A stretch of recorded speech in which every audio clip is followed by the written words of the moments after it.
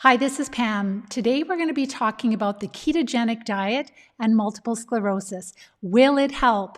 If we haven't met, my name is Pam Bartha, and I was diagnosed with multiple sclerosis over 30 years ago. And through all that I teach and that I learned over this 30 years, I have been able to stay MS-free for over 30 years now. And I've had the amazing privilege to coach over 1,000 students in the Live Disease-Free program. So we're going to talk about diet today, and specifically the ketogenic diet. So the ketogenic diet is a diet that's been really helpful for weight loss. It's been quite popular recently, also for people that suffer from diabetes and epilepsy, but other chronic diseases like Alzheimer's and Parkinson's and even MS. So we're going to talk about what the ketogenic diet is, what are the basic guidelines, and what kind of symptom improvements could we possibly experience? And then we're going to wrap it up with really honing in on an even better, so this is a great start, but a better way to follow an eating plan that will give us more symptom improvement. So with the ketogenic diet, it's a diet that is rich in healthy fats and low in carbs. So it's a low carb diet, and the difference between Atkins diet and the ketogenic diet is that with the Atkins diet, there's no restrictions for protein. But with the ketogenic diet, it's just small amounts of protein. You can't eat a lot of protein because protein will turn into sugar. It will increase your blood sugar. And that is the whole point of getting your body to run on ketone bodies. So your body will take fat, stored fat, and turn it into ketone bodies. And so instead of running solely on glucose, it will be using, even the brain using some of the ketone bodies. So we'll talk a little bit about just the basics, but what I wanted to focus on is research, like MS research. What do we know about the keto diet? Is it helpful? And what I'd love for you guys to do is, if you love these educational videos, please like and share and subscribe to our YouTube channel, Live Disease Free. And I'm going to get started here right away. So ketosis. Everything I'm going to talk about is for educational purposes because each of us are different. Some of us might have a chronic disease. Some of us might be healthy. We might be male or female. We might be super active. We might have different kinds of chronic diseases. So this is in a general sense. So this is for education. If you are dealing with any type of chronic disease, you really do need to speak with an expert to make sure that you don't, like if you're diabetic, that you know what you're doing when you're really changing your diet, etc. So this is for educational purposes. So with the keto diet, we know that the whole point of it is to get our bodies to be, I always say more of a fat burner, but we're actually burning ketone bodies. So our body will take our stored fat, turn it into ketone bodies, and use that as fuel. It still will use glucose because our brain still needs glucose to function properly, but we're not going to get those big ups and downs in blood sugar. Our blood sugar becomes very steady, and that is super, super healthy. So with a ketogenic diet, it is low carb, high fat, high healthy fat, and also moderate protein. So just enough protein to keep your muscle mass. The percentages of the calories in your diet per day, about 70 to 80% of your calories will come from fat. So the vast majority of your calories come from fat. And if you're like me, I'm from the age where we were told that fat was really bad for us. And so everything was low fat for many years. And now we have this epidemic of obesity. So the healthy fats are not bad. The saturated healthy fats are good. And then with respect to carbs, with the keto diet, you're going quite low. So you're going down to about 10%, 5 to 10% of your calories per day would be coming from the carbohydrates. Just wanted to make sure that you guys can see me. Let's see. Yes, awesome. And so then as far as the proteins, so this is really important. The proteins, you want to have protein with every meal. Between the healthy fat and the protein, it really stabilizes your blood sugar and it helps to maintain your muscle mass. But what's really important is not eating too much protein, because if you eat a lot of protein, it is converted to sugar, it's converted to glucose, and that's defeating the purpose of the ketogenic diet. So again, your fuel source on the keto diet will be mostly ketone bodies. You get into a state of ketosis, and it'll be different for everyone. These are just rough percentages of the calories per day. But I'm not going to go into all the details of that, because we're just going to talk about this diet with respect to why would it be helpful for MS or other neurological diseases. And okay, it's a great start, but are there other things we could do to really get more symptom improvement? And then ultimately we want to end the disease, right? That's our goal. So it's not just about a little bit of symptom improvement. We want to have recovery. We want to have as much recovery as possible. But when you see the research, it's not a ton. There are a few studies. There could be more. I just pulled a few. But they are definitely showing that it is very, very helpful to go low carb. And they don't know why. They're talking about different things that could possibly be the reason as far as physiology. But we know, especially with all the research that I've been sharing with you about the different types of infections that are out of balance. But the kinds of foods that you can eat on a keto diet would be things that are low-carb vegetables, for example, celery and asparagus, the leafy greens, a lot of the different leafy greens, lettuce, spinach, kale, Swiss chard. So really having a lot more of those. And it's not a lot. Like, that's the thing with the ketogenic diet. It's fairly restrictive. So having low-carb vegetables, they say tomatoes also, but tomatoes are a fruit and you'd have to be careful. It wouldn't be cooked tomato. It might be a couple of slices on a big salad. Zucchini, cucumbers. So those are kind of lower carb vegetables. But if you're only going to have 5 to 10% of your daily calories from vegetables, you're not going to eat 9 to 13 servings of vegetables for sure. As far as fruit, very, very limited, a very small amount of the lower sugar berries, maybe a small kiwi, a little bit of lemon juice, but that's about it. Because you'll notice that the sugar in the fruit will really add up the carbs quickly. And you can have dairy when you're on a ketogenic diet. So dairy is permitted. So there is something that I just wanted to just briefly mention, and this, most people know that this would not be an issue on the keto diet, but if you're a type 1 diabetic and you just really radically change your diet and you're not stabilizing your blood sugar, you could potentially go into a state called ketoacidosis. And that is a state where it's fairly dangerous, where you have too many ketone bodies. But for the vast majority of people, that wouldn't be the case. That's why this is for educational purposes, and you are going to check with somebody, a coach, your doctor, your practitioner, or nutritionist, somebody, before you start to make radical changes to your diet if you have a health concern. And I'm all about not doing radical things anyhow. So with multiple sclerosis and the keto diet, we know that there are at least 2.5 million people in the world that have multiple sclerosis. We know that it is an inflammatory disease. It sometimes is called an autoimmune disease, but we know that it is an inflammatory disease for sure. And there is a theory, right? The theory, since I was diagnosed over 30 years ago, that MS is caused by our immune system is dysfunctioning. Our immune cells are attacking our nerve cells, the myelin sheath in the central nervous system, and they don't know why. So that is what the story has been for a long, long time, probably for over 30 years, longer than that. And we still don't know what the cause is, and there is no cure.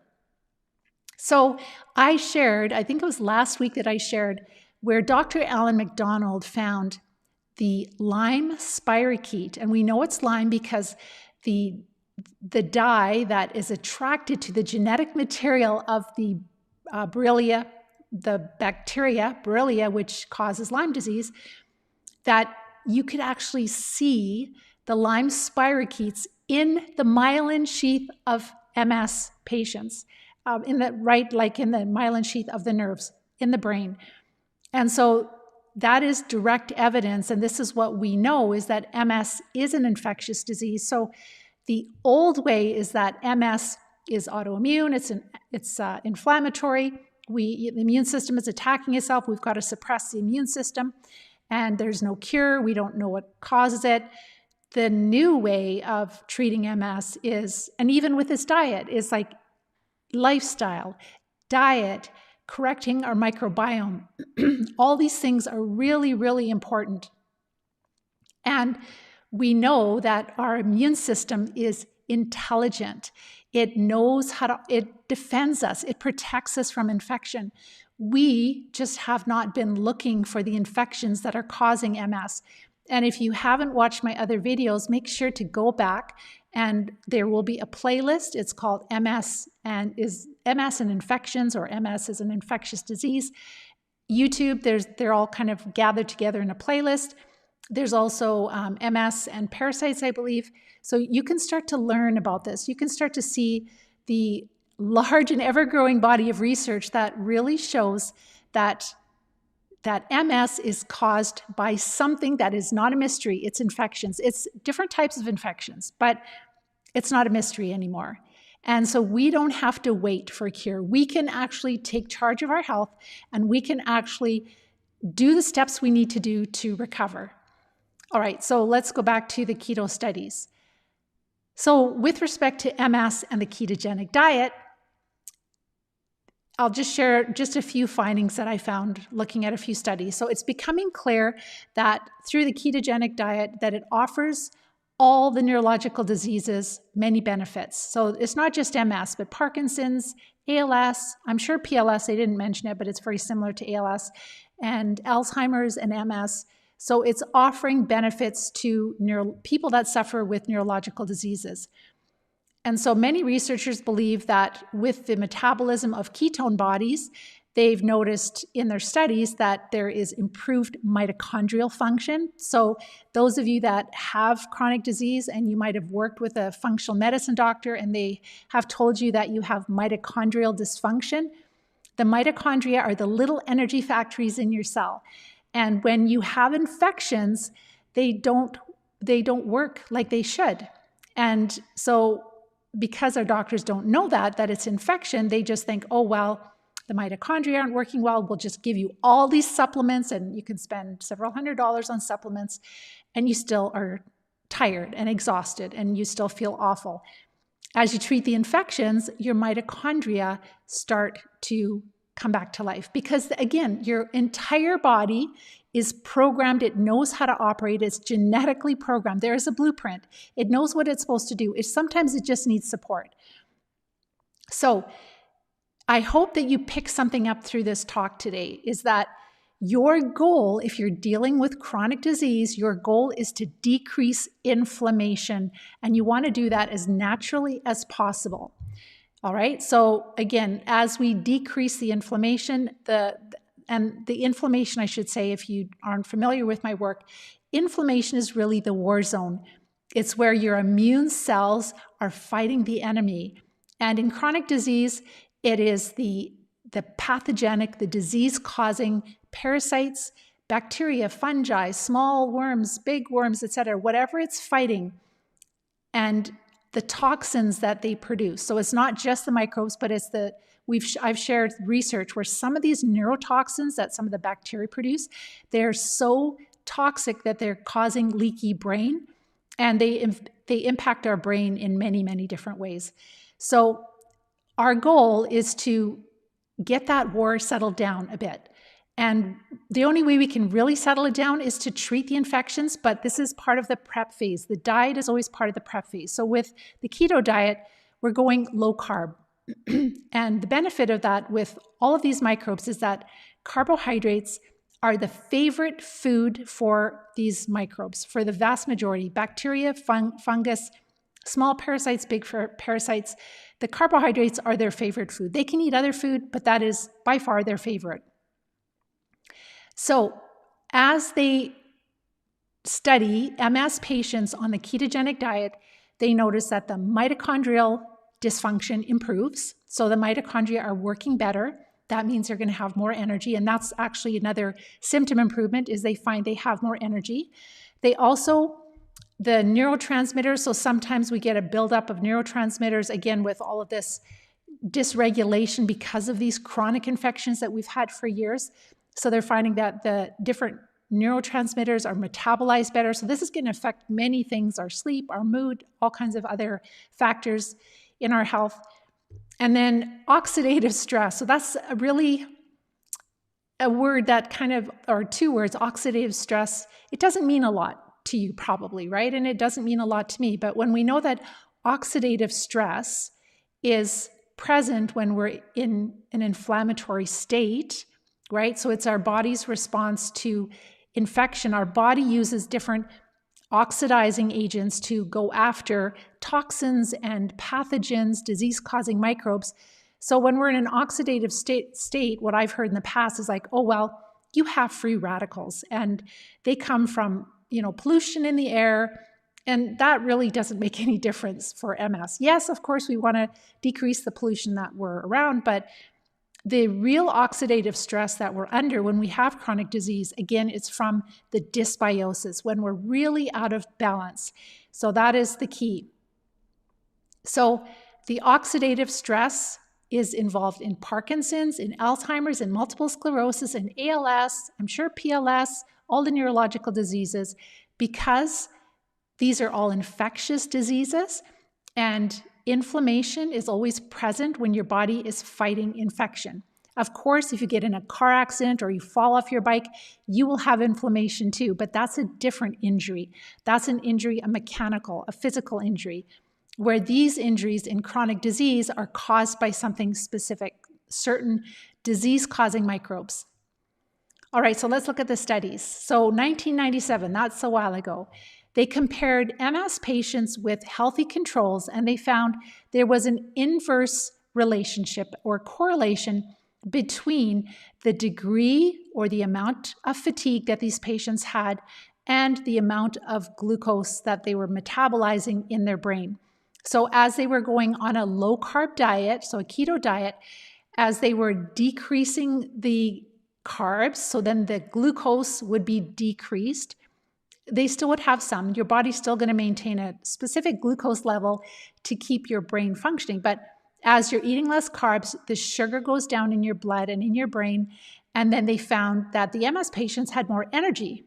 So it's the opposite, is that when the carbs go down, they had more energy when their body was burning more of the ketone bodies, which is awesome. A second study found that microbes that live in the colon and neuropathy were closely related. So this is, again, more research that really is consistent with the studies that I've been showing. So certain microbes in the intestines, because we talked about the brain gut axis, so this communication between our brain and our gut, and how we can have disease-causing pathogens in our intestines, and that can actually cause pain in different parts of our body. It can cause headaches, etc. So they noticed that the microbes that live in the colon were really closely related with neuropathy. And the MS patients that started the study they started the study of going on a ketogenic diet. They had significant reductions in the population and diversity of microbes in the colon, so the negative, the bad ones. So they found that they completely restored their microbial biofermentation mass. So basically anaerobic bacteria that ferment. So we have a limited understanding of our microbiome or microbiota. And so they're not looking for worms, they're not looking for Clostridia, they're just looking for certain anaerobic bacteria that they would find in the average healthy person. And they found that by going low carb, it actually really helped to improve the microbes that live in the digestive tract, which is awesome. A third study found that relapsing remitting MS patients that followed a ketogenic diet can reduce the expression of enzymes involved in the biosynthesis of inflammatory signaling molecules. So this is just, you may have heard of the cytokine storms, like when we get these really strong immune reactions where we know that it's not just the immune cells, there's these little molecules that are set, all kinds of different signaling molecules. And so they've noticed that when people go low carb on the keto diet, that there's less of these inflammatory molecules that are released. And so that will lower the oxidative stress, that will lower the inflammation, which is what we want to do. So with those studies, in conclusion, this is what they shared. We can assert that the ketogenic diet significantly decreased brain inflammation and reverses both memory dysfunction and motor impairment. There are many evidences that metabolic substrates and certain hormones can reduce inflammatory responses, and as a consequence provide both structural and functional neuroprotective effects. So they talk a lot about neuroprotective. This type of diet may represent a therapeutic alternative. Patients with MS may readily benefit from this non-pharmacological treatment approach. So in summary, with just these 5 or 6 studies that I've shared here, they've noticed improved mitochondrial function. So remember that when we have chronic diseases, very often they say that we have mitochondrial dysfunction, and so that improves. And then we have more energy, also less oxidative stress, which means less inflammation, which is a very good thing. And also, because there's less oxidative stress, then we will have higher antioxidant levels in our body and weight loss. So some of us that are chronically sick, we might not be as mobile, we might not be eating the right foods. And so this is a very satisfying, when you eat a high-fat diet, it's very satisfying and you don't feel hungry. So you're not starving yourself, but it's really easy to lose weight. And it's when you get to that right weight, it's challenging to keep your weight on. If you're following straight keto, you can be quite slim. And then, so the weight loss is a bonus for some people, and improved memory and motor function. So those are really, really important improvements that we like to have. And so this is done without medication, right? This is totally natural. It doesn't cost anything. You don't have to buy supplements. You're just decreasing the carbs and you're increasing the healthy fats. Having animal protein with every meal, we need that, the complete protein, the amino acids, but we're not overdoing it with the animal protein, or else our blood sugar will get too high, and then that is going to be sugar in our blood, which will perpetuate the inflammation and perpetuate our symptoms. Okay, so that's a great start. But can we do better than that? Yes, we sure can do better than that. And so myself, I mentioned at the start that I was diagnosed with MS back in 1988, which was over 30 years ago. And I started with a ketogenic diet. No, I started with a Candida diet. I didn't know about the keto diet at first. So the Candida diet, and followed that for a while. I tried the Dr. Roy Swank, the low-fat diet, didn't do anything for me. I've tried a few different diets, but I never went solely on the keto diet. But what we have done is we have done a version of that. So we have developed over the past, probably close to 10 years now, the Live Disease-Free diet. And so I'm just going to share with you just a few little tweaks of why it helps so much more for those of us that have chronic disease to make these adjustments. So number one, if you follow my work, you know that I've shared tons of research, and I will continue to share it. The research is coming out monthly, pretty much, really confirming that MS is an infectious disease. All chronic disease has a really significant infection component, which is causing most of the symptoms. So that's true. And then we have to say, okay, so what feeds these infections? What makes them more active? What makes them more virulent? What makes them produce more toxins? And their favored food by far is carbohydrates. And so it's very important that in recovery, and it's just a healthy way of eating too, is to eat lower carb. Like the way that we've been eating, the way that we've been programmed to eat over the past 20 years or so has made us very obese and very sick. So carbs are not bad, but we've been eating too many carbs. So by getting the carbs down low enough, so with the ketogenic diet, it could be down to, 20 grams of carbs per day. I've seen that before. And that's pretty low. So the thing is that when you pick a diet that is helping you to get to the end result. What is your end result? Is your end result to have some minor symptom improvements, or is your end result to recover from chronic disease? If your end result, you want to recover from chronic disease, then you know that the diet is just the first step. And you're going to tailor your diet to really help you to succeed at treating the cause. And the cause is infection. And so we know that carbs feed the cause, the infections, and so definitely decreasing the carbs. But we also know for many, many years that when we have chronic disease that we don't tolerate gluten, but we also don't tolerate dairy. So the milk, the cheese, all the things that we love, right? The yogurt, we don't tolerate that. And there are various reasons for it. One of them that I've been told a long time ago is that the protein in gluten is very similar in structure to one of the proteins that Candida uses to attach itself to the intestinal lining.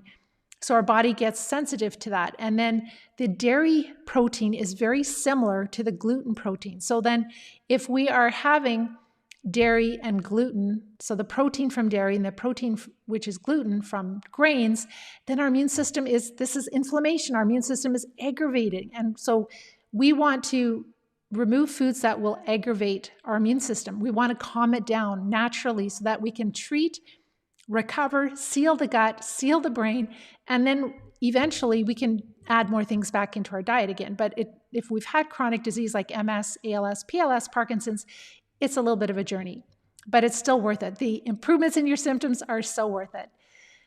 So the key is that with this diet, we're getting the carbs down, and it's not just the carbs. We are looking for things that would increase our inflammation. So there are certain foods that, like with all the grains, even if you're avoiding the gluten, having rice and corn and quinoa, when we have a lot of inflammation in our intestines from these infections, we don't digest the grains well, the grains. We don't digest them well. If we don't digest them, those critters do. So that's why we take them out. Certain foods, if we have leaky gut and we have leaky brain, we know that certain foods are higher in glutamate. And so those might aggravate, they may cause more inflammation in our central nervous system if we get too much glutamate in there. Normally, our body will block certain things out. And then as far as lectins, so when we follow the Live Disease-Free diet, we hardly have any lectins. We don't have a lot. So the foods that are higher in lectins, we just avoid them because they usually are higher in carbs. So if you're really focusing on recovering, then the keto diet is a great start, but it's not enough. Because if you keep having dairy, which is higher in glutamate, which has got the protein, the dairy protein, which doesn't work with chronic disease. Plus there can be lactose, which is a sugar, milk sugar. So you can have that on keto. You might start feeling a little better because you've decreased the carbs, but you're not going to get the same level of symptom improvements. And the key is the more you can get your inflammation down, the more success you will have with treatment. All right, your body will tolerate the treatments better. You will respond better. Your immune system will help you more. I see this all the time, and this is experience that we've gained through working with our students. Also, the Live Disease-Free diet is not as restrictive. We're not going down. We're not worried about ketosis, so it's easier. We're not taking strips. We're not measuring if we're in ketosis. I'm not against the keto diet. It's really been a huge, it's really saved a lot of people that have epilepsy, but it has been helpful for other chronic diseases too, including autism. But again, you can go farther, right? So the Live Disease-Free diet, we are still having more vegetables than the keto diet. We're not worried about being in ketosis. What we are worried about is getting into a target zone. So we're kind of like at the 35 to 40 total grams of carbs total. So that includes fiber, sugar, carbohydrate, and starch. We're getting to a place where we're really starting to notice symptom improvements. So we can notice, like one of our students noticed that all her spasticity was gone. So this is not all the students, but all her spasticity was gone. Another student who is very disabled right now is just in the program, in the Live Disease-Free program. Just with diet alone, her left hand, very often with MS, it'll become clenched and it has opened and softened. And I had another lady who had for 40 years, her hand was clenched and two other ladies that, like, I didn't know that it could be unclenched. So this is inflammation settling down. We also see things like people don't need their sleep apnea machine anymore. They notice their vision has improved. Their bladder is so much better. They don't have to get up multiple times through the night. They start having strength improvements. Of course, they have the cognitive function improvements, the less brain fog, better memory, better mood because they're sleeping, because they're not getting up through the night to go to the bathroom many times throughout the night. And so this is the key, is that ketogenic diet is a good start, but if you really want to recover, then you can go a little bit farther with a live disease-free diet, making adjustments. And actually, I think it's more enjoyable because you can have a little bit more vegetables. And I think that adds a lot of flavor. And I'm not against the carnivore diet. Some people really need that because they're so sick, and it really helps them at the start. And what's so interesting is our students that come to us that are carnivore, they get ready to treat. And as soon as they start treating, within the first week, they can start bringing foods back again, which is amazing. So again, we take the diet and we use it really considering where our body is at, and we're using it to help us to get ready to treat and to have the most success in treating. Because by the time we have neurological diseases, these infections are all the way into the central nervous system.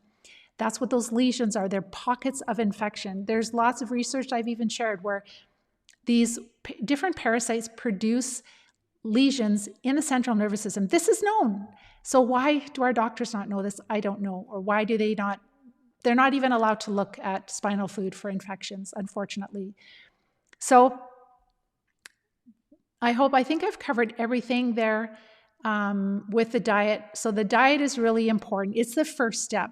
But if you want to recover from MS, you have to do more. Diet, it's not going to kill those parasites. And a parasite is anything that lives in you and causes you harm. It could be bacteria. So we talked about E. coli. We've talked about different Clostridia species that produce really nasty toxins. There's chlamydia pneumoniae. We talked about Borrelia, and they've been finding spirochetes since 1911 or 1909 in scientific studies in MS patients. We've talked about fungus, so Candida, that's something we've all known about, and Aspergillus, different molds and yeast. And then our students, including myself, have passed some pretty significant big worms. I have passed worms that are over a foot, almost 2 feet long. A lot of our students have. For myself, one thing that I really noticed is when I passed intestinal flukes, which are about 3 inches long, totally disgusting. But I think when I was a kid, I helped my dad in the pig barns. I'm guessing that's where it was. I grew up on a farm. I was on a lot of antibiotics, so that destroyed my natural defense. And these flukes, so the liver flukes are much smaller. The intestinal flukes, they're in your intestines, and they're kind of like a flatworm. They're kind of translucent. They're kind of rubbery, and they cause stomach pain. They're linked with cancer. And honestly, what the research is finding is a lot of these bigger parasites are carrying very pathogenic, smaller bacteria and smaller parasites. So they're infecting us. That's why they have to go. Absolutely. And the more you deworm, the younger you feel. So when we're dealing with neurological diseases, ALS, PLS, Parkinson's, MS, we are infested. And we have to use diet to help us to get ready to treat. And so the keto diet is a great start, but there are things that you'll be using in it that are not going to be helpful in really helping you to prepare well enough.